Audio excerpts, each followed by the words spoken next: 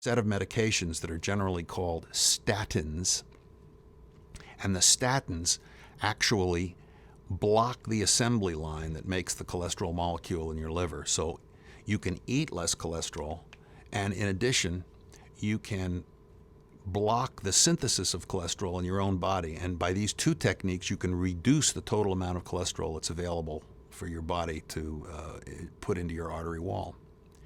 Now, there's another important piece of this that we haven't discussed yet and that I want to bring up now, and that is that atherosclerosis, or the buildup of cholesterol in your artery wall, is not a passive process.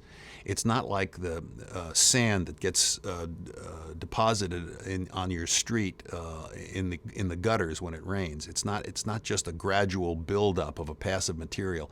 It actually causes inflammation in the artery wall. That is, as the cholesterol builds up, the artery wall can get inflamed.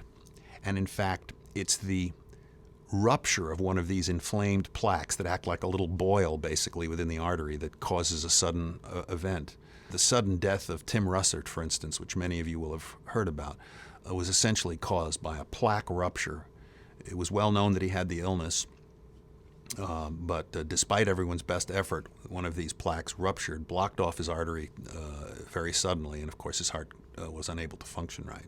So it's important to understand that that atherosclerosis is not just a passive buildup of cholesterol in the artery wall. It is that, but it's also the inflammation that's associated with that buildup. And happily, the statins not only prevent cholesterol from building up in your system, but the statins also have an anti-inflammatory effect. That is, they block this inflammation. They stabilize, so-called, the plaque, so that it's less likely to rupture and cause you to have an acute heart attack. Those two effects of the statins, to reduce your total cholesterol and to reduce inflammation, are the main reason why the statin set of drugs, these are such drugs as Lipitor, Crestor, and many others, Zocor, are so important in treating patients who have abnormal lipid profiles or who already are known to have coronary artery disease. Besides these important chemical features that we've been discussing, there are some other things that are very important in order to stay away from me. One of them is high blood pressure. High blood pressure hammers the wall of your arteries and, of course, increases the stress on the wall of the artery and allows the damage to occur more easily. So blood pressure control is essential to avoid atherosclerosis, and it's also essential to avoid other serious health problems. So one of the most important things you can do is get your blood pressure measured every once in a while and make sure that it's under 140/80 at most. The next thing is, and it's almost beyond stupid to have to mention this in this day and age, but tobacco smoke is poison. If you smoke, in essence, you're attempting to commit suicide because you'll either die of lung cancer or the inflammation that the smoking causes within your blood makes the inflammation of the atherosclerosis worse. It provokes plaque rupture. So, needless to say, don't smoke. Another irritating feature to the artery wall is high blood glucose levels. So diabetics in general are more susceptible to coronary disease because the high glucose level, when it persists, helps damage the arterial wall and allows the cholesterol molecules to get in there and cause trouble. So maintaining good, reasonable glucose levels is very important.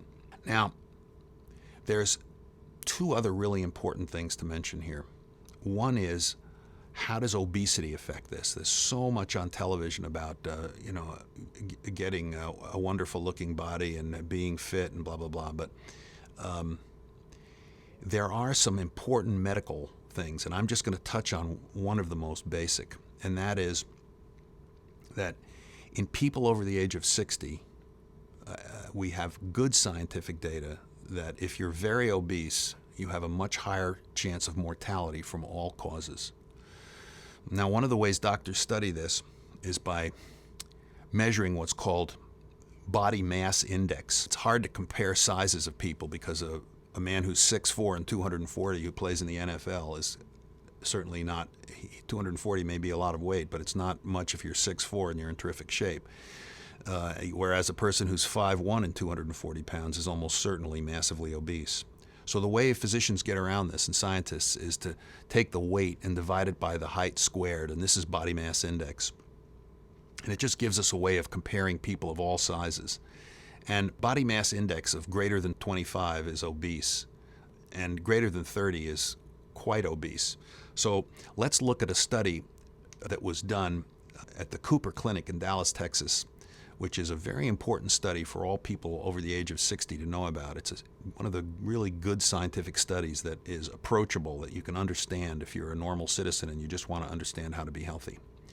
In this study, physicians at the Cooper Clinic measured the body mass index of almost 3,000 people and then followed them for 12 years. They also did some other things that I'll mention in a moment. But they followed the body mass index and they followed the longevity of these 3,000 patients who were over the age of 60. And what they found is shown up here on the slide that you're looking at now. And that is, if you had a normal body mass index or a slightly obese body mass index or even a moderately obese body mass index, it didn't have that much effect on your survival. But if you look at the box all the way to the right, you can see that when you're morbidly obese, when you're quite obese, it more than doubles your risk of dying.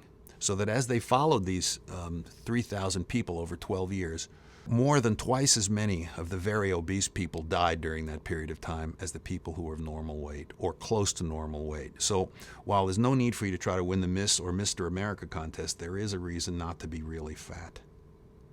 Now, this same study also followed the fitness of these people. That is, all of these 3,000 folks were put on a treadmill test where the doctor made them walk up the treadmill more and more vigorously until they couldn't go anymore. And if you haven't had this test, it's something to think about, because fitness turns out to be the single most important predictor of survival for people over the age of 60. And at first, that may sound crazy, but what I just said was that the machines who are in the best condition last the longest. And the way to find out whether your machine is in good condition or not is to walk it up a treadmill vigorously. And remember, they weren't just measuring death from coronary disease or from heart disease, they were measuring death from all causes. So as they followed these 3,000 patients over 12 years, the patients who survived the longest, who had the highest survival, were the people who were the most fit. This slide shows that very clearly. The least fit bunch of people had more than 4 times the mortality of the most fit group. The group to the right there, the people who were in the top 20% of performers when they were put on a treadmill, and the people that are all the way at the beginning there, the group with the highest box of deaths, the people who were the least fit. And so it's quite clear that fitness is extremely important to avoiding dying of all causes, and since the commonest cause of death in our society is cardiovascular disease, it's obvious that fitness is very important. So if you want to avoid having to come to see me or one of my colleagues, or if you've already seen one of us and it wasn't as much fun as you thought it was going to be and you'd like to not have to come again, at least for an operation, the first joking thing is pick the right parents, or if you can't, try to eat a low-fat diet, a so-called Mediterranean diet, and take a statin if your doctor recommends it. Maintain a normal blood pressure. Maintain a normal blood glucose level. Don't smoke. Don't be very fat. And most important of all, work on your fitness. Now, if you have any questions about this, or if you want to learn more, you can go to the website that's up on the screen now, or type my name into YouTube, and there are some other videos about heart disease that may be interesting to you, particularly if you need an operation. And I thank you for your attention.